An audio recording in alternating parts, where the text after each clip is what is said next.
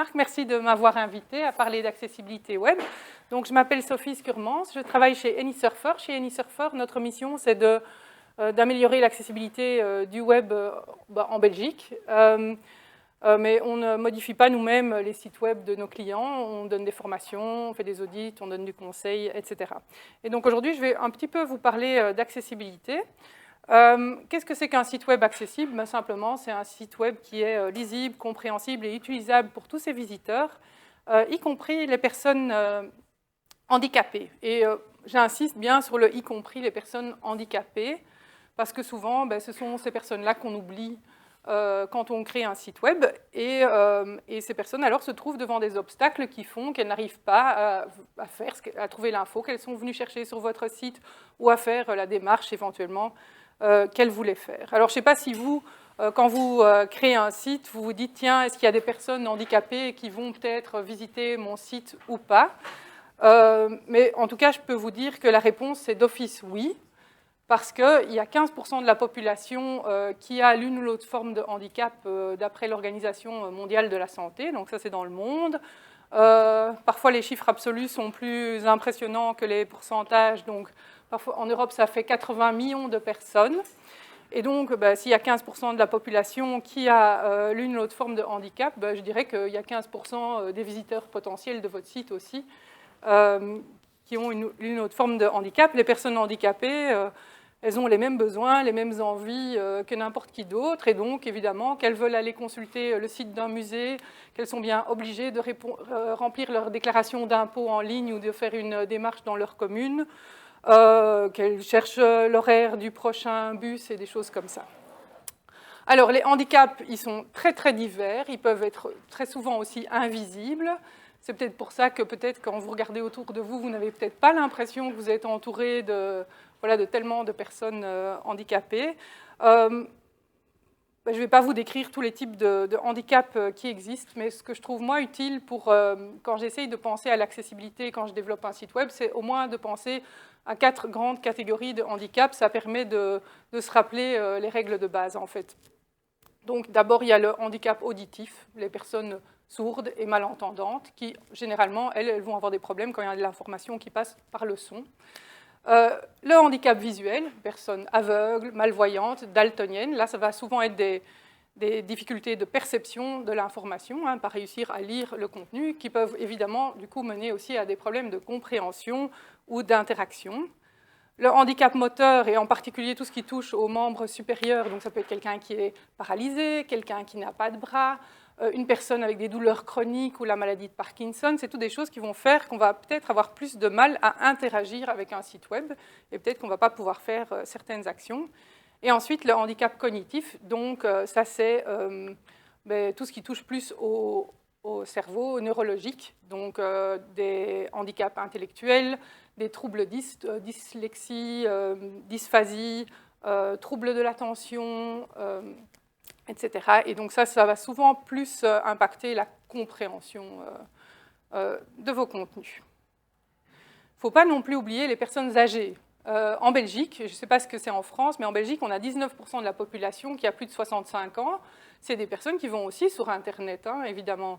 Je ne sais pas, donc je ne sais pas quels sont les chiffres en France, mais j'imagine qu'ils ne doivent pas être très différents. Et malheureusement, quand on vieillit, souvent, on commence à avoir une moins bonne vue, une moins bonne ouïe. On aura peut-être des petits soucis au niveau mémoire à court terme ou motricité fine. Donc, une personne âgée aura peut-être plus de mal à aller cliquer sur un lien qui est tout petit sur votre page, quoi. Donc, il ne faut certainement pas oublier les personnes âgées. Alors, dans les questions-réponses tout à l'heure, j'en ai un tout petit peu parlé. Vous vous demandez peut-être comment une personne qui n'a pas l'usage de ses mains utilise un ordinateur ou comment une personne aveugle utilise un ordinateur. Eh bien, en fait, il y a un nombre de solutions absolument incroyables. C'est ce qu'on appelle de manière générale les technologies d'assistance. Et donc, il y a plein d'outils qui existent et qui permettent en fait à tout le monde d'utiliser un ordinateur, je dirais. Donc, ça va de matériel comme un joystick ou un trackpad pour des personnes qui ont du mal à utiliser une souris classique. Ça peut être des choses comme ce que vous voyez sur la photo. Il y a un monsieur qui est dans une chaise roulante et il a devant sa bouche, il a quelque chose. En fait, c'est un dispositif qu'on appelle puff and sip. Ça permet de souffler, aspirer dans quelque chose et ça envoie un signal à l'ordinateur sur lequel alors il y a un logiciel comme Switch Control qui permet voilà, peut-être de contrôler un clavier virtuel et des choses comme ça. Sur l'autre photo, vous voyez quelqu'un qui a l'air d'utiliser un clavier avec un faisceau infrarouge. Voilà, c'est juste un petit échantillon. Il y a moyen maintenant de commander évidemment son ordinateur à la voix. Je vous ai d'ailleurs mis l'icône de Siri. Ça peut aussi être très pratique pour quelqu'un qui a un handicap moteur de pouvoir dicter des commandes. Et sinon, quelqu'un qui est aveugle va généralement utiliser un lecteur d'écran. Donc, par exemple, sur iPhone, il y a VoiceOver. J'ai la petite icône en haut à droite. Et alors, le lecteur d'écran, il va lire le contenu, il va le restituer soit sous forme de son, avec une synthèse vocale, donc il va littéralement lire votre site, soit en braille. Mais pour ça, il faut que la personne ait un périphérique adapté. C'est une plage braille que je vous ai mis sur la photo en bas à droite. Et donc, voilà, ça c'est juste quelques exemples, mais il y en a plein d'autres. Tout bêtement, le zoom du navigateur, c'est une technologie d'assistance aussi pour quelqu'un qui est malvoyant. Et donc, les techniques sont là. Donc, les personnes handicapées, on va partir du principe qu'elles peuvent utiliser un ordinateur et naviguer sur le web, parce qu'il y a beaucoup de solutions qui existent. Et alors, ce sur quoi j'aime bien insister aussi, c'est que souvent, les internautes handicapés sont très motivés, en fait, parce que le numérique est plus accessible que le monde physique très souvent, et parfois la seule option possible. Pour vous donner un exemple, si vous êtes malvoyant et que vous êtes dans une gare et que vous n'arrivez pas à lire le panneau avec les heures d'arrivée, souvent, maintenant, on a la solution, on regarde sur son smartphone. Et sur le smartphone, on peut utiliser le facteur de zoom qu'on veut, on peut le coller contre son nez pour savoir lire les infos ou utiliser un lecteur d'écran. Si on a un handicap moteur qui fait qu'on ne peut pas aller dans un supermarché et prendre des choses dans les rayons et les mettre dans un caddie, à notre époque, c'est pas très grave, on peut faire ses courses en ligne. Donc, voilà. Voilà, une personne aveugle, avant, par exemple pour les démarches à la commune, quand tout était papier, la personne ne pouvait jamais rien faire seule, parce qu'une personne aveugle ne peut pas remplir un formulaire avec un bic. Voilà, par contre, de nos jours, on peut tout faire en ligne. Et donc, si c'est accessible, évidemment, c'est un énorme progrès pour ces personnes-là. Mais donc, ça, c'est évidemment que si les choses sont accessibles. Okay. Alors, petite parenthèse légale, est-ce que vous êtes obligé de rendre vos sites web accessibles? Ça dépend. D'un point de vue moral, je dirais oui, mais d'un point de vue légal, en Belgique, et en Europe, partout en Europe, en fait, depuis 2019, c'est obligatoire pour les sites du secteur public. Donc ça vient d'une directive européenne sur l'accessibilité des sites web. Donc en France, vous aviez déjà une obligation légale avant. En Belgique, c'est nouveau. Il n'y avait pas de loi. Maintenant, ça y est, on est obligé. Le site de la commune, le site du gouvernement doit être accessible. À partir du 28 juin 2025, il y a du neuf qui arrive parce qu'il y a une autre directive européenne qu'on appelle en cours l'Accessibility Act. Ce n'est pas son nom officiel, mais c'est comme ça qu'on y fait référence, et qui va ajouter une obligation pour les sites des médias audiovisuels et pour les commerces en ligne. Et puis d'autres choses, mais ça n'a pas trait au web, ce sera les liseuses électroniques et des choses comme ça. Enfin, ce n'est pas dans le domaine du web. Donc l'obligation légale, elle est là, en tout cas pour de nombreux sites, et on voit que ça évolue dans ce sens, qu'il y a de plus en plus de lois, donc voilà, c'est toujours bien d'anticiper. Et malgré ces obligations et malgré toutes ces bonnes raisons de faire des sites web accessibles, malheureusement, il y en a encore beaucoup trop peu qui le sont. Donc, ce n'est pas toujours facile d'avoir des chiffres objectifs. Moi, ici, j'ai choisi de vous prendre une statistique qui vient de WebAIM. WebAIM, c'est une association américaine qui est vraiment très, très compétente dans le domaine de l'accessibilité web. Et depuis 4 ans, ils font une étude qu'ils appellent The Million, où ils vont tester automatiquement l'accessibilité d'1 million de pages web. Okay. Alors, voilà, on ne peut pas vraiment tester l'accessibilité de manière automatique, de manière fiable, dans le sens que je ne peux pas faire un test automatique et en conclure, par exemple, qu'un site est accessible. Par contre, en faisant des tests automatiques, on peut détecter des erreurs flagrantes, et c'est ce qu'ils ont fait. Et donc, ils ont détecté ce qui était détectable automatiquement. Et en fait, quand on a certains types d'erreurs sur un site, telles que celles que je vais vous montrer, qui ont été détectées, ben, c'est quand même souvent un symptôme du fait que le site n'est peut-être pas si accessible que ça, quoi. En tout cas qu'on n'y a pas pensé tout à fait. Et donc, 96,8% des pages d'accueil examinées avaient des erreurs détectables automatiquement. Alors, il y en a peut-être qui en avaient que 5 ou je ne sais pas, mais bon, il y en avait quand même beaucoup qui en avaient un certain nombre. Et alors, voilà le type d'erreurs les plus courantes. Donc, la première, avec plus de 80% des pages d'accueil testées, c'est les problèmes de contraste. Okay. Ensuite, avec plus de 50% d'erreurs, de sites qui avaient des erreurs, des alternatives textuelles manquantes. Donc, par exemple, le petit outil dont parlait Yann tout à l'heure, qui permet à un éditeur dans Joomla de vérifier ben voilà, l'accessibilité automatiquement, ça va être détecté si vous avez oublié une alternative textuelle. Donc, c'est toujours bon, ça va vous permettre de corriger certaines erreurs assez tôt dans le processus. Des liens vides, donc ça c'est un lien qui n'a pas de nom. Des champs de formulaire qui n'ont pas d'étiquette, des boutons vides, ces trois-là, pour moi, ils tombent un peu dans la même catégorie. C'est des éléments interactifs qui ne sont pas nommés. On va y revenir tout à l'heure. Et ensuite, ben, avec plus de 20% encore des pages web dont la langue n'est pas indiquée. Okay. Alors, à ça, moi, j'ajouterais, parce qu'en fait, moi, mon quotidien, enfin, une partie de mon quotidien, quand je ne donne pas des formations, c'est de faire des audits de sites. Ce qui revient vraiment beaucoup aussi, c'est l'accessibilité au clavier qui n'est pas présente ou des manques de structure de site. Voilà, alors comment est-ce qu'on peut faire mieux ? Ben, en fait, à la base, il faut quand même comprendre les grands principes, il faut essayer de les mettre en pratique. Mais alors, surtout aussi, il faut faire des bons choix. Parce qu'en fait, quand vous créez un site web, vous faites plein de choix. Vous allez vous dire, quelle va être ma charte graphique, qu'est-ce que je vais prendre comme couleur. Et puis, peut-être choisir un template existant. Donc là, on a vu que, voilà, peut-être que dans Joomla, il y a des templates qui sont plus accessibles que d'autres. Ça peut être intéressant de se poser la question au moment de choisir un template existant. Vous allez aussi choisir des extensions, etc. Donc, faire des bons choix, c'est très important. Et ensuite, évidemment, tester, vérifier que c'est OK. Et donc, certainement pas laisser l'accessibilité pour la fin, parce que c'est vraiment ce qu'il y a de moins efficace et de plus frustrant. Si vous faites tout un site et qu'après, vous vous dites, tiens, je vais maintenant voir s'il est accessible, ben, vous allez recevoir un rapport d'audit avec plein de remarques à corriger. Ça va être très décourageant, en fait, alors que si vous prenez les choses petit à petit, au fur et à mesure de la construction du site, ça va être beaucoup plus facile. Alors, je vous parlais de comprendre les principes, et il y avait une question tout à l'heure à ce sujet. Donc, les principes, en fait, ils sont documentés, on va dire, au niveau international par les Web Content Accessibility Guidelines, les règles pour l'accessibilité des contenus web. Donc, en cours, c'est les WCAG, et on en est à la version 2.1. Et généralement, il est recommandé de s'aligner au niveau AA. Il y a 3 niveaux A, AA, AAA.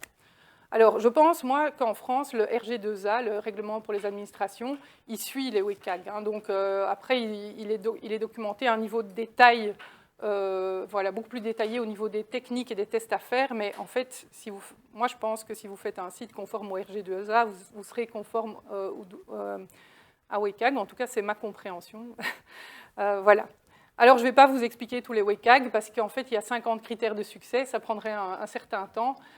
Mais juste pour vous donner une idée aussi du fait que l'accessibilité, j'ai déjà touché un mot à ce sujet-là, c'est assez diversifié en fait. Ce n'est pas juste faire un site, voilà, ici j'ai un exemple avec des bons contrastes. Il y a des critères qui touchent, qui visent à en fait enlever des obstacles, à rendre le site accessible pour différents types de personnes. Et donc, un exemple, c'est de faire des sites avec suffisamment de contraste. Donc, sur mes captures d'écran, vous voyez un texte noir sur fond blanc, c'est assez évident que le contraste est bon. Le texte sur une image d'arrière-plan, en fait, non, il n'est pas bon. On va regarder plus tard comment on peut tester tout ça. Et quand vous utilisez des couleurs pastel, par exemple, comme un fond bleu clair avec du texte blanc, en fait, souvent, ce n'est pas OK non plus au niveau contraste. Donc, ça, c'est un autre critère, hein, c'est très différent, c'est vous avez une animation, le fameux carrousel ou diaporama sur la page d'accueil. Il bouge en permanence, eh bien, prévoyez un bouton pause. Pour qui? Simplement, je dirais pour tout le monde, mais surtout pour les personnes qui ont des troubles de l'attention, pour qui ça peut être extrêmement gênant d'avoir du mouvement sur une page. Et donc simplement en mettant un bouton pause, au moins, vous donnez le choix à vos utilisateurs de l'arrêter ou pas. Sous-titrer les vidéos, ça c'est pour les personnes sourdes et malentendantes. Donc, et alors, ici j'ai une capture d'écran, vous voyez Tommy Edison, c'est le Blind Film Critic, il fait des critiques de films et il est aveugle et il sous-titre toutes ses vidéos. Et donc ici, vous voyez le sous-titre, « The sound in this movie was incredible » et qui contient aussi des informations sur le son. Donc ça, c'est typique d'un sous-titre pour personnes sourdes et malentendantes. Il nous indique que le chien aboie et qu'il y a une porte qui s'ouvre. Prévoir des alternatives textuelles, vous le savez sans doute déjà, mais donc c'est un critère qui est évidemment important, surtout pour les personnes aveugles qui lisent avec un lecteur d'écran. Donc dans mon exemple, j'ai la section typique à la fin d'une page web où on donne les logos de ses sponsors et partenaires. Et ici, j'ai affiché avec un petit outil que je vous montrerai tout à l'heure les alternatives textuelles. Et vous voyez qu'en fait, elles ne sont pas très imaginatives. Elles reprennent juste le nom du sponsor et c'est très bien. Ça donne, comme ça, on veille à ce que la personne qui ne voit pas les images ait la même information que la personne qui les voit. Un point sur lequel moi j'aime bien insister aussi, c'est la structure. Vous avez des pages web qui sont structurées visuellement, vous avez des titres, des sous-titres, encore un niveau de titre. Visuellement, quand on regarde la page, on comprend généralement assez bien la structure parce que les titres ont des aspects différents du reste du texte. Évidemment, c'est important que ces informations ne soient pas uniquement disponibles visuellement, mais qu'elles soient aussi disponibles programmatiquement, donc sous forme de balises HTML appropriées, H2, H3, H4. Et alors, il y a plusieurs critères de succès dans WCAG qui reviennent à dire, voilà, laissez le choix à l'utilisateur, laissez-lui personnaliser son interface. Et un exemple de ça, c'est par exemple, WCAG dit qu'il faut qu'on puisse consulter votre site sur un smartphone en mode portrait ou en mode paysage. Pour qui est-ce que c'est important? Surtout pour les personnes qui ont un handicap moteur, par exemple, qui ne peuvent pas tenir leur tablette ou leur téléphone en main, et qui vont peut-être la fixer sur un support, et qui ne peuvent pas tourner le téléphone, donc ils sont dans une orientation. Ça peut aussi être important pour quelqu'un qui est malvoyant, ou qui a un tout petit smartphone, comme moi, parce que souvent, sur un écran tout petit, les textes sont fort petits à lire, et par exemple, moi je bascule très souvent mon smartphone en paysage pour être capable de le lire, et quand ce n'est pas possible, il y a des sites qui vous interdisent de faire ça et qui vous cachent le contenu, c'est très gênant. Ou bien qui ne basculent pas le contenu, et alors ce n'est pas pratique non plus. Donc voilà, ça c'est juste quelques exemples de tout ce qu'il y a dans WCAG. Maintenant, je voudrais passer le reste de la présentation à parler de voilà, qu'est-ce que vous pouvez faire pour bien choisir. Alors, choisir, on a parlé de contraste, donc vous allez choisir des couleurs, vous allez choisir peut-être un template, et vous allez choisir des extensions, peut-être, je suppose, en fait, que vous ne développez pas toujours tout. Vous avez besoin d'un formulaire, d'un carrousel, d'onglets. Vous n'allez peut-être pas les développer, vous allez peut-être aller choisir des extensions. Alors moi, j'ai un peu été explorer le répertoire d'extensions de Joomla et j'ai vu qu'il y avait quand même beaucoup d'extensions et que ça ne devait pas être facile de choisir. Alors vous choisissez selon sans doute toute une série de critères. Est-ce que c'est disponible pour Joomla 3 et Joomla 4, par exemple? Vous allez peut-être regarder les reviews, mais moi je vous inviterai à aussi bien faire attention à l'accessibilité et pour ça je vais passer en revue avec vous quelques tests que vous pouvez faire pour essayer de sélectionner un peu les extensions qui pourraient être suffisamment accessibles. Voilà, alors il y en a d'autres, mais quelques tests que vous pouvez faire facilement, c'est mesurer les contrastes. Ça, ce n'est pas forcément spécifiquement pour une extension parce que je suppose que la plupart, vous changerez peut-être vous-même les couleurs, etc.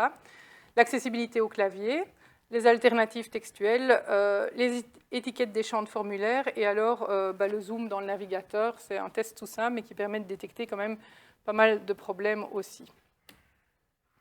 Alors, mesurer les contrastes.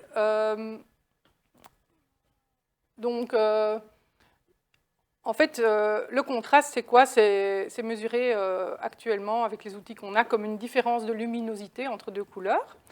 Et on dit qu'il faut un ratio de contraste minimum de 4,5 pour les petits textes, donc pour la majorité de votre texte. Tous les textes qui sont plus petits que 18 points, je crois que c'est l'équivalent de 24 pixels. et minimum 3 pour les grands textes. C'est assez logique, hein. Si un texte est plus grand, son contraste peut être un peu plus petit parce que, comme il est plus grand, il sera quand même peut-être lisible. Donc les grands textes, c'est plus de 18 points ou plus de 14 points et en gras. Bon, voilà. Après, ça c'est juste, ce sont les critères objectifs. En fonction de la police que vous utilisez, etc., il y aura des variations de lisibilité aussi, mais ça, WCAG ne dit rien à ce sujet pour l'instant, en fait. Donc, c'est plus difficile à quantifier. Je vous ai pris un exemple ici que j'ai été chercher sur un des sites qui se trouvait dans les showcases. Et donc, vous voyez un 99 en blanc sur fond, il est presque noir, le fond, il n'est pas noir, mais il est gris très foncé. Le mot GPRS, qu'à mon avis, vous savez lire aussi, en bleu clair sur fond presque noir. Et puis, en dessous, il y a un petit texte gris-bleu sur fond noir. Et ça, à mon avis, vous avez plus de mal à le lire parce que simplement, le contraste n'est pas bon. Alors, mais il ne faut pas se... Enfin, quand j'ai vu ça, je me suis dit, oui, le contraste est insuffisant, mais on ne peut pas se fier à son intuition pour évaluer un contraste, parce que si on a une très bonne vue, parfois on arrive à lire des choses qui ont des très mauvais contrastes. Ça peut même être une question d'écran. En fonction de l'écran sur lequel vous regardez, vous n'allez pas évaluer les choses de la même manière. Et donc il faut mesurer objectivement pour être sûr que votre contraste, en tout cas, est bon. Alors moi j'aime bien l'outil qu'on appelle Color Contrast Analyzer, l'analyseur de contraste des couleurs qui est proposé par le Paciello Group. Il y a un lien ici. Et donc, quand je mesure le contraste, vous voyez, entre mes deux couleurs, le noir, enfin, ce n'est pas du noir, c'est du gris foncé, et le gris vert, bleu, je ne sais pas comment on décrit cette couleur, il mesure un contraste de 3,4. Et en dessous, il me dit, bah oui, c'est un échec pour le texte normal, donc ce n'est pas bon pour du petit texte. Et ce serait conforme si le texte était grand. Bon, à vous dire, ce ne serait pas encore idéal, mais... Voilà. Et alors, je disais intuitivement, je pensais bien que les deux autres avaient un contraste suffisant. J'ai mesuré et de fait, le blanc, le 99 en blanc, a un contraste de 12,6 et le texte bleu, un contraste de 6,4. Voilà. Alors, qu'est-ce qu'on va faire? Parce que bon, il ne suffit pas de tester, il faut aussi quand même proposer des solutions. Donc, j'ai été regarder ce qu'on pourrait faire pour améliorer ça. Ce n'est pas très compliqué, hein. Il faut augmenter la différence de luminosité. Donc, quand on est sur une couleur foncée, il faut choisir des couleurs plus claires. Donc, j'ai été regarder en prenant un peu au hasard un gris un peu plus clair. Et dans l'exemple que je vous donne, le deuxième, j'ai un contraste de 5,7. Et personnellement, je préférais encore une option encore un peu plus claire avec un contraste de 9,6. Je ne sais pas ce que vous en pensez, ceux qui sont plus derrière, mais clairement, c'est plus lisible, c'est moins fatigant pour tout le monde. Et pour les gens qui sont malvoyants, ça sera certainement mieux. Alors, je vais juste... attendez, je vais juste... en termes d'outils, hein, moi j'ai utilisé le Color Contrast Analyzer, mais je voulais vous montrer aussi, on va voir si j'arrive à jongler mes deux écrans. Vous pouvez aussi utiliser les outils de vos navigateurs. Oh oui, qu'est-ce que j'ai fait? Hop. Allez utiliser les inspecteurs dans Chrome et dans Firefox. Et il va généralement vous mesurer les contrastes. Et par exemple, ici, le blanc sur fond bleu clair, j'ai un contraste de 1,98 et donc ce n'est pas suffisant. Donc il y a aussi des outils intégrés maintenant dans la plupart des navigateurs. Pour les contrastes, je recommande franchement plus Firefox parce que Firefox, par exemple, est même capable de mesurer un contraste d'un texte sur une image d'arrière-plan, ce qui est quand même voilà, ce qui est utile et ce qui est plus difficile à faire. Il ne suffit pas d'aller comparer deux valeurs trouvées dans le code CSS. Voilà. Donc ça, c'est pour les contrastes. Donc je vous recommande, évidemment, ça c'est vraiment quelque chose qu'il faut faire au début. Vous faites un design, vous choisissez vos couleurs. C'est le moment de se poser ces questions-là et d'essayer de choisir des bonnes couleurs. Alors, il n'y a pas de couleurs qui ne sont pas accessibles. Parfois, j'entends des gens qui disent « cette couleur, est-ce qu'elle est accessible ou pas ?» Non, ce n'est pas les couleurs qui ne sont pas accessibles, ce sont les combinaisons de couleurs. Donc, si vous avez envie d'utiliser du bleu clair sur votre site, vous pouvez. Il faut juste veiller à l'utiliser d'une manière à ce que votre contenu soit lisible.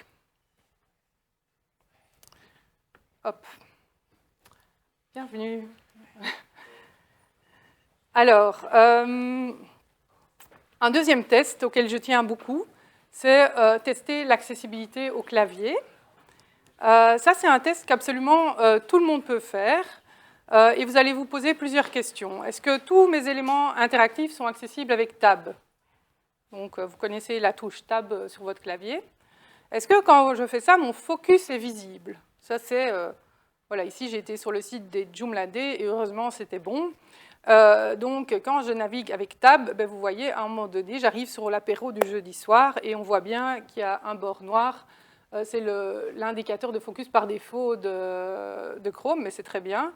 Donc, ça fait en sorte que je peux naviguer au clavier, je sais m'orienter, je sais où je suis. Et puis, si les infos sur l'apéro du jeudi soir m'intéressent, je fais Enter, ça fonctionne. Et voilà. Et sinon, à part ça aussi, évidemment, est-ce que mon ordre de tabulation est logique? Quand je regarde ça, je me dis, ben, je m'attends à ce que j'arrive d'abord sur déplacement, puis logement, puis sur apéro du jeudi soir, et pas dans un ordre aléatoire, évidemment. Alors ça, c'est vraiment, par exemple, c'est un test qu'il faut vraiment faire quand vous choisissez n'importe quelle extension. Moi, ici, j'étais un peu curieuse, et donc j'ai été regarder, par exemple, voilà, vous mettez un module FAQ sur votre site, vous avez besoin de quelque chose qui ressemble à un accordéon. Eh bien, allez certainement tester ça. Donc ici, attendez, je vais réouvrir mon navigateur. Voilà.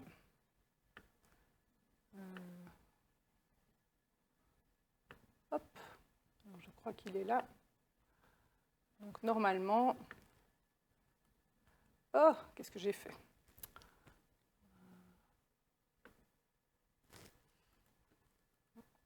Voilà, alors vous utilisez simplement Tab, vous ne touchez plus à votre souris et il n'y a rien qui fonctionne.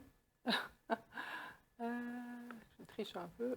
C'est pas facile de jongler avec deux écrans, j'ai l'impression que j'ai cassé quelque chose.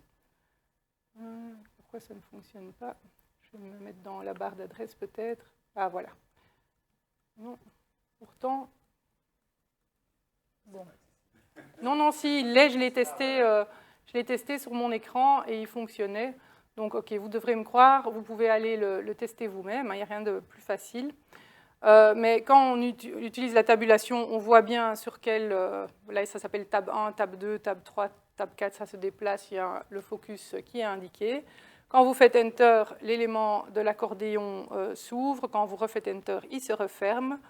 Et alors, quelque chose qui est important aussi, j'ai mis ici « contenu caché pas accessible ». Et alors, vous dites peut-être, mais qu'est-ce qu'elle veut? On me dit que les choses doivent être accessibles, et ici, on me dit que quelque chose ne doit pas être accessible. En fait, c'est parce que dans un accordéon, bon, ça, je vais quand même aller retenter le coup. Dans un accordéon, quand vous ouvrez un des panneaux, vous avez parfois des liens dedans. Alors, quand mon panneau est affiché, en fait, il faut que je puisse... Ah voilà, maintenant ça fonctionne. Il faut que je puisse accéder aux liens dans le panneau. Mais quand mon panneau est fermé... Ah voilà, maintenant ça fonctionne. Ben, il ne faut surtout pas que j'aille sur les liens qui sont cachés. Et ça, c'est une erreur assez fréquente, en fait. Donc, quand vous testez ce genre de choses, vérifiez bien. Et vous remarquerez, hein, si vous testez vraiment au clavier, parce que vous serez perdu, vous serez sur le premier onglet, puis tout à coup, vous ferez Tab et vous ne verrez plus où vous êtes, et c'est qu'il y a un problème. Et souvent, le problème à ce moment-là, en fait, c'est que vous avez caché votre contenu, mais pas en display none. Et ça, c'est un scénario où il faut utiliser display none. Display none cache le contenu visuellement, mais veille aussi à ce qu'il soit en dehors de l'ordre de tabulation, etc. Et donc, on ne pourra pas y accéder. Alors, je vais en profiter d'être... ah non, voilà, j'ai perdu... mes trucs ici.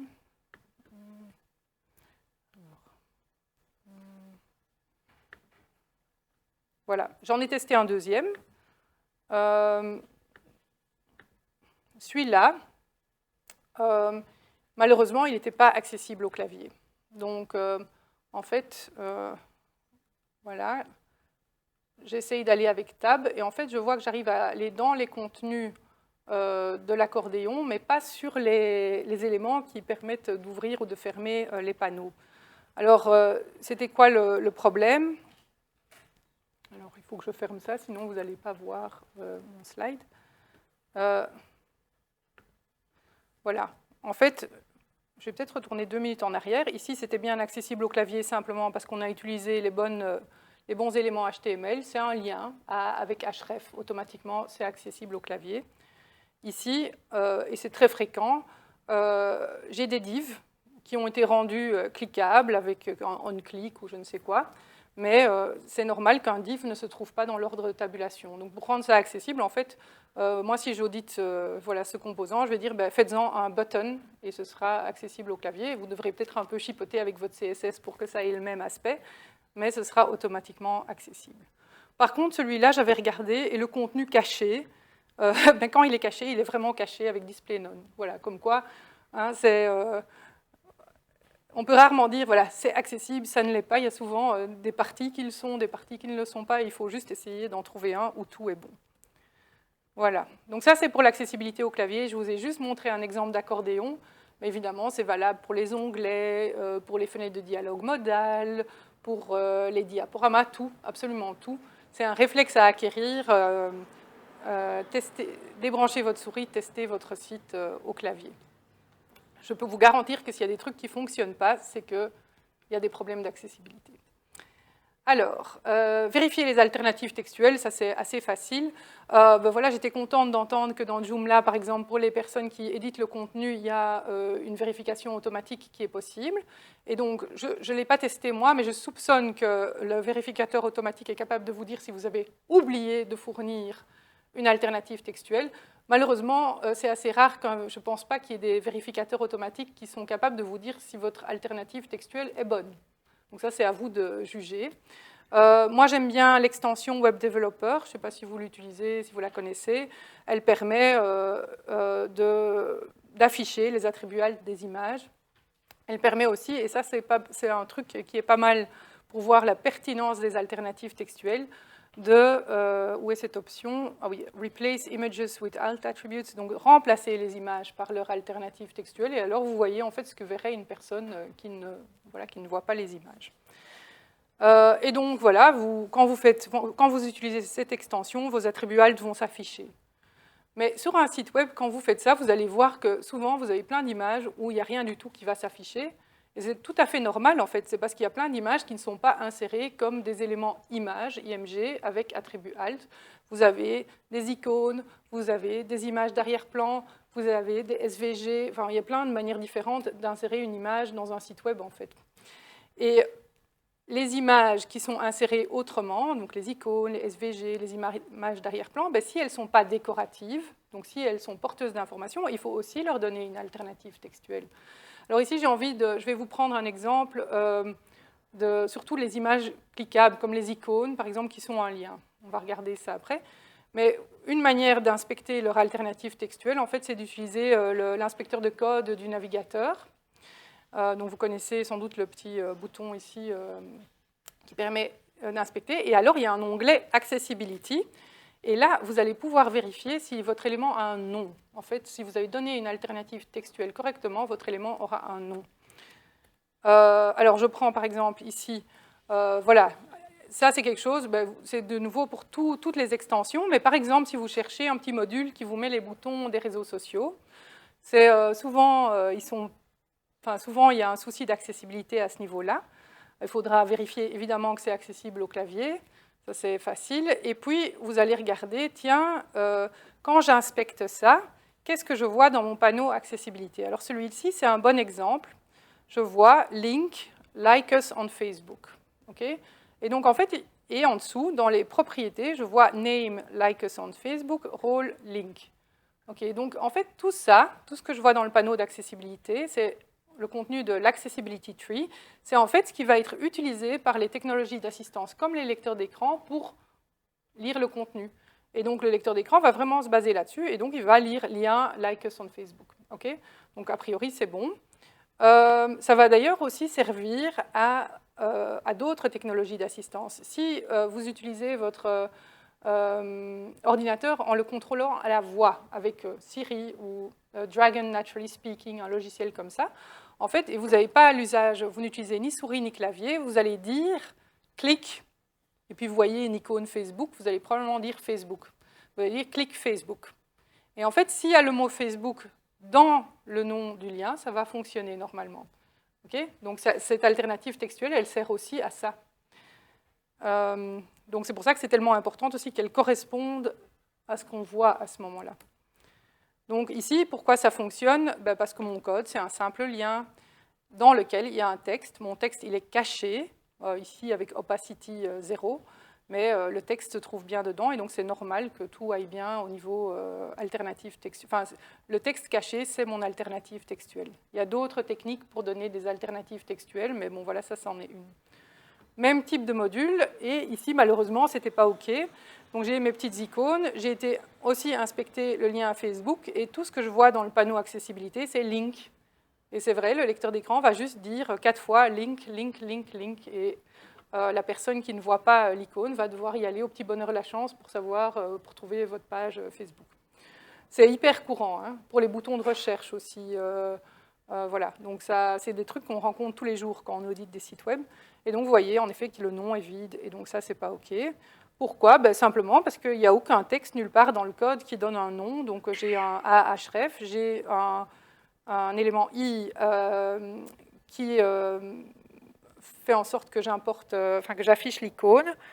Et ici, si je voulais rendre ça accessible, soit je fais comme dans mon autre exemple, je mets un texte caché dans mon lien, soit je mets un attribut AriaLabel sur le lien, par exemple. Ça va fonctionner aussi. Donc il y a différentes méthodes. Si vous faites quelque chose dans le code et vous n'êtes pas sûr, je vous encourage fortement à aller inspecter le code comme ça, et ça vous dira en fait si ça a fonctionné ou pas. Donc moi j'aime beaucoup ces outils développeurs, ça permet de comprendre, si vous allez, ici vous ne le voyez pas, mais si vous allez en détail, vous ouvrez le petit panneau Name, il vous dira même où il a été trouvé son nom en fait. Donc ça permet parfois de débugger et de comprendre pourquoi quelque chose ne fonctionne pas bien.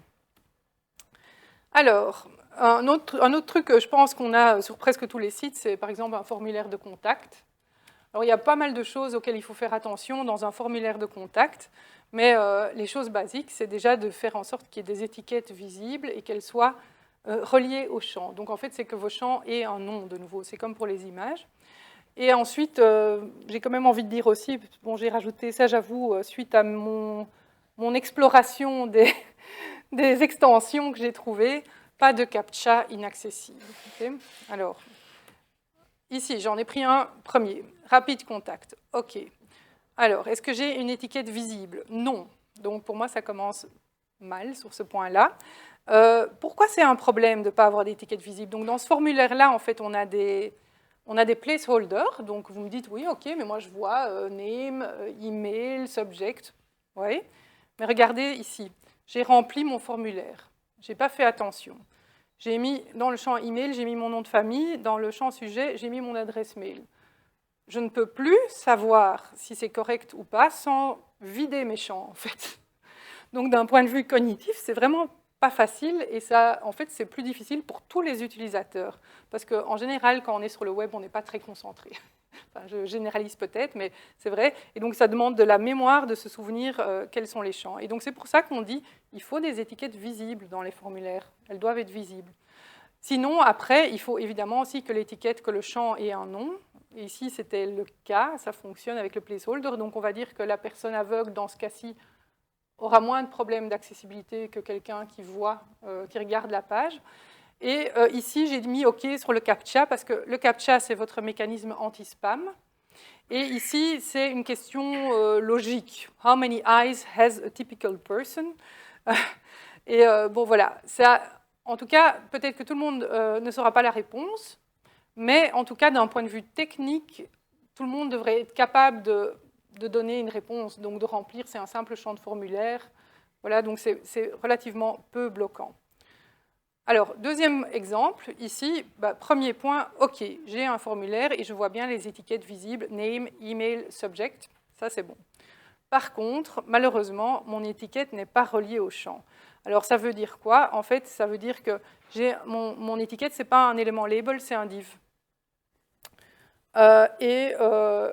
Si, je ne vais pas le faire ici, mais si je vais inspecter mon champ de formulaire de la même manière que j'ai inspecté mes images, vous allez voir qu'il n'y a pas de nom. Et donc, ça veut dire qu'un lecteur d'écran, quand il arrive dans le champ, il annonce juste édition, mais il ne vous dit pas édition de quoi. Or, dans un formulaire, un utilisateur de lecteur d'écran peut naviguer avec Tab.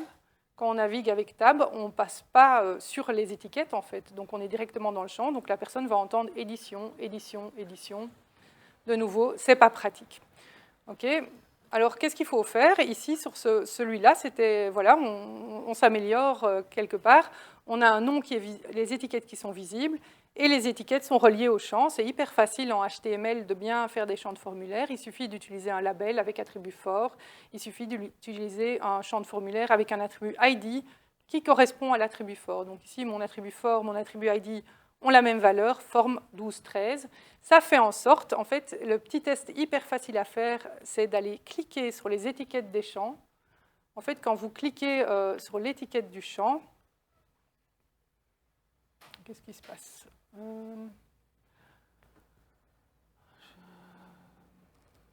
J'ai l'impression que je me suis trompée de lien. Ah non, si. Voilà, quand je clique sur l'étiquette du champ, ici, hop, évidemment, ça ne fonctionne pas. Avec ces écrans... Voilà, ça a fonctionné. Ah oui, non, c'est moi qui ne vois pas. Il se met dans le champ. Ça, c'est un indice. En fait, c'est une manière de tester. Vous cliquez sur toutes les étiquettes. Si votre curseur se met dans le champ, a priori, c'est que votre étiquette est bien reliée au champ. Donc, ça, c'est le test, de nouveau, hyper simple à faire. Je suis désolée, je jongle avec mes deux écrans et j'ai du mal à trouver voilà, le bouton. Alors, malheureusement, celui-ci, ici, on ne le voit pas, mais en fait, c'est vrai que j'aurais pu vous le montrer dans le site. Tout allait bien jusqu'à ce que j'arrive à la fin du formulaire et j'ai un CAPTCHA, le texte déformé qu'il faut recopier. Ça, vraiment, c'est complètement insurmontable, par exemple, pour quelqu'un qui est aveugle. Donc, la plupart des CAPTCHAs sont insurmontables pour au moins un type de public, en fait. Et j'en ai vu plein, en fait, des différents. J'en ai vu où il fallait cliquer sur des images. J'en ai vu où il fallait faire une manipulation à la souris. Donc là, inaccessible pour les gens qui vont au clavier. Donc vraiment, pour les CAPTCHA, il faut essayer de les sortir de vos formulaires. Il faut essayer, et ça, peut-être que quelqu'un saura vous répondre, d'utiliser un mécanisme anti-spam qui ne va pas embêter vos visiteurs, en fait. Donc, quelque chose dans le back-end ou même qui va... essayer de voir si c'est peut-être du spam ou pas, et qui va, comment dire, comme le fait par exemple Gmail, hein, mettre dans un répertoire séparé, ou bien proposer une autre manière, une alternative. Alors dire, voilà, si je ne peux pas résoudre le CAPTCHA, ben, je peux, je ne sais pas moi, recevoir un email ou un SMS pour pouvoir confirmer que je ne suis pas un robot ou quelque chose comme ça. Donc vraiment, les CAPTCHA, ça bloque beaucoup de monde, donc il faut vraiment faire attention.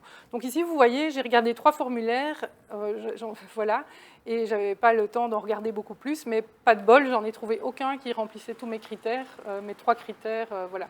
Donc il faut un peu chercher, et je vous invite, si vous êtes développeur, si vous pouvez corriger un problème, à faire remonter la correction, évidemment, parce que c'est en corrigeant ce genre de problème qu'on va pouvoir propager des modules qui sont accessibles pour tout le monde, en fait. Donc ça, c'est hyper important. Alors, je suis presque au bout. Tester avec le zoom du navigateur, ça, c'est vraiment quelque chose, Yann en parlait tout à l'heure, disait, voilà, je pense que c'est assez facile de faire des sites responsifs, si j'ai bien compris, avec Joomla. En fait, WCAG dit qu'il faut que votre site soit utilisable quand on le visionne dans un viewport de 320 pixels CSS. Et donc, ça veut dire que quand vous configurez votre fenêtre pour faire 1280 pixels de large et que vous zoomez jusqu'à 400%, il faut encore toujours pouvoir utiliser tout le contenu. Et il ne faut pas qu'il y ait de défilement horizontal et tout le contenu doit être lisible. Alors, voilà, ici, je l'avais fait, ces captures d'écran sur le site de Joomla. Voilà, ça, c'est ce qu'on voit sans zoom. Avec zoom, voilà, on est dans la version mobile, en fait. Mais c'est très bien, parce que ça permet de faire défiler vers le bas et de lire le contenu. Alors, peut-être quand même que je vais... Oh non, pardon, c'est pas ça que je voulais vous montrer. Non. Attendez, hein. Je voulais peut-être quand même ouvrir un navigateur, mais je vais faire ça après. Il faut faire très attention avec tout ce qui est sticky. Quand vous faites ce test sur un laptop, vous allez vous rendre compte que si vous avez un sticky header, un sticky footer, donc quelque chose qui reste positionné de manière fixe dans votre fenêtre, eh bien, ça va être très gênant quand vous avez zoomé, parce que ça va peut-être recouvrir une grande partie du contenu. Donc, attendez, c'est juste que j'ai fermé mon navigateur et que je ne sais pas facilement le réouvrir. Attendez, hein, je vais juste cliquer sur un lien, juste pour... Voilà, je triche. Alors ici, je vais mettre Joom la D. OK. Voilà, et je vais aller sur la page d'accueil. Voilà. Alors ici, si je fais CTRL plus quelquefois, je suis à combien de pourcents? 250 jusqu'à 400. OK. Et puis, je peux faire défiler la page. Ça va. Sauf que, enfin voilà, ici, c'est juste un peu dommage. J'ai ce petit bouton. Mais ça va, ça reste lisible, mais ce n'est pas idéal. En fait, il faut savoir que parfois, c'est bien pire. Hein. Il y a des sites, quand on fait ça, on n'a plus qu'un bandeau de 1 centimètre ou même rien du tout. Et donc, on fait défiler et on ne voit pas le contenu. Et donc, c'est hyper facile à diagnostiquer. Vous mettez sur votre ordinateur portable une fenêtre pas trop large, 1280 pixels. Vous utilisez le zoom et vous voyez, est-ce que je suis encore capable de lire le contenu de mon site? Ici, point positif, il s'est adapté à la largeur de la fenêtre. Je crois que tout le contenu reste lisible. Il faut juste faire attention à tous ces éléments sticky qui risquent d'être dans le chemin. Il faut savoir, pour les développeurs d'entre vous, qu'il y a des media queries qui existent et qui permettent de faire en sorte que si un élément, par exemple un sticky footer, prend plus un certain pourcentage de la hauteur de la page, alors on décide de le faire disparaître. Voilà. Alors, je retourne, je vais fermer ça, et je retourne où j'étais. Voilà, mais en fait, j'ai fini. C'était... merci d'avoir écouté. Mon objectif, c'était de vous montrer voilà, quelques tests simples à faire et de vous encourager à inclure l'accessibilité dans votre travail. Mais en général, les gens qui sont là aux présentations sur l'accessibilité sont déjà motivés. Mais en tout cas, ne vous laissez pas décourager. Ce n'était pas mon but d'être décourageante quand je vous ai montré des exemples qui n'étaient pas OK. Toute correction que vous allez faire est de toute façon bonne à prendre. Hein. Si vous pouvez juste, je ne sais pas moi, corriger un formulaire pour que les labels soient bien connectés, c'est déjà super. Donc il ne faut pas hésiter à faire des petites améliorations. Toute amélioration va a priori déjà améliorer l'expérience des utilisateurs qui vont tomber sur ces modules. Et donc voilà. Est-ce que vous avez des questions? Oui.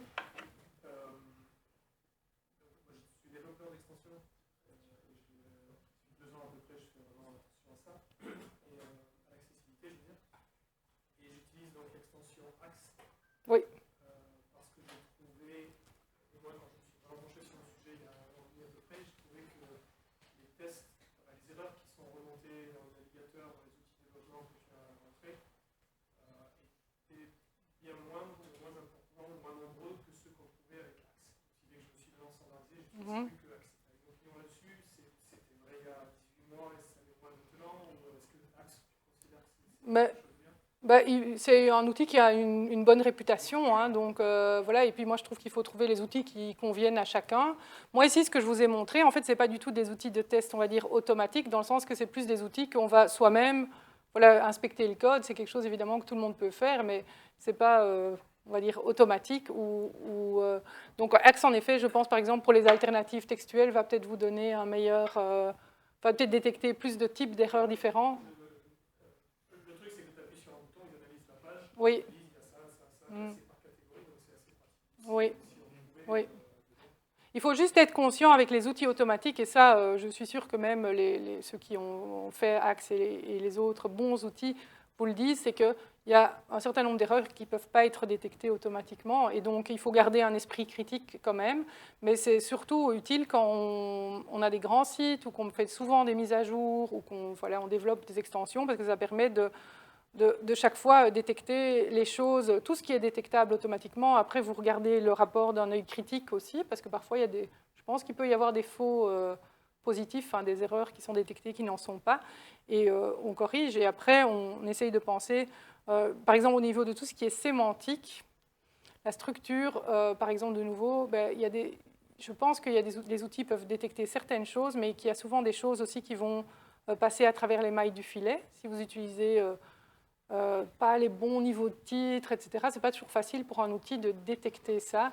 Ou si vous utilisez, je ne sais pas moi, le mauvais élément HTML pour l'usage que vous en faites, etc. Mais oui, non, je pense que c'est un outil qui est beaucoup utilisé et qui certainement est très utile. Moi, je ne l'utilise pas dans le cadre de mes audits, mais pour des développeurs, ça me semble utile. Par exemple, je pensais à ça parce que tu as parlé de Firefox qui est capable de détecter le contraste sur une image ou des choses comme ça. Et Oracle, ils annoncent beaucoup ou très souvent qu'ils n'ont pas été capables de détecter qu'il y a un doute sur une chose. Oui. Ils n'ont pas été capables de détecter, d'identifier correctement la couleur du l'arrière-plan. Oui.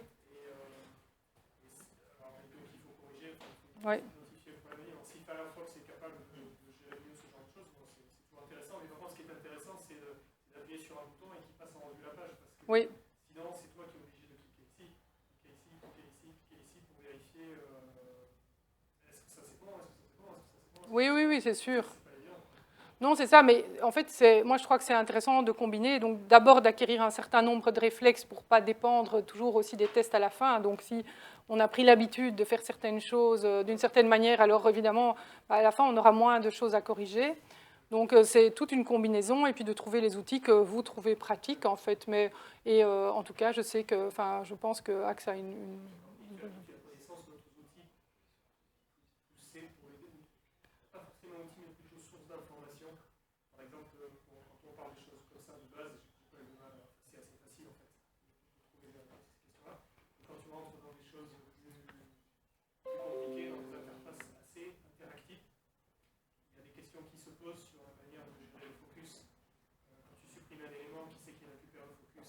oui. Ce genre de choses. Et quand tu les annonces aussi, tu fais quelque chose qui arrive, est-ce qu'il y a des endroits où tu aller? Moi, je cherche sur Twitter, oui. Ça, mais c'est assez, oui, il y a en fait il y a un document en fait, qui existe et qui est vraiment... en plus, ils ont publié un document du W3C dont ils ont tout à fait refait et publié hier et qui s'appelle... attendez, hein, je vais ouvrir... pardon, je suis... hop, voilà. J'essaye de... Ah voilà, je suis là. Pardon. Alors c'est les authoring practices, et quand vous voyez en fait que vous êtes ici, il n'y a plus grand-chose dans le document, c'est parce qu'ils viennent d'en faire un nouveau. Je n'ai pas encore changé mon bookmark. Et en fait, ça, c'est un document hyper intéressant. Donc, vous pouvez regarder les design patterns. Donc, c'est les motifs de conception qui vous décrivent, en fait, par exemple, quand vous faites un accordéon, ça va décrire d'abord ce que c'est qu'un accordéon, comment c'est censé se comporter, et ça va vous mettre tout ce qui est attendu au niveau interaction au clavier standard, donc y compris normalement la gestion du focus, est-ce qu'il faut qu'il se déplace ou pas, mais ça c'est vrai que c'est... Voilà. Et éventuellement, si nécessaire, parce que c'est vrai que si vous faites un accordéon vous-même, donc je veux dire si vous n'utilisez pas les éléments HTML existants pour faire un accordéon, parce qu'il y a moyen de faire un accordéon avec summary et details en HTML, mais historiquement, souvent, on les fait plus avec des divs ou des boutons, etc. Et là, ça va vous dire quels attributs ARIA vous pouvez utiliser pour que cet accordéon en fait, soit compréhensible pour les gens qui ne le voient pas.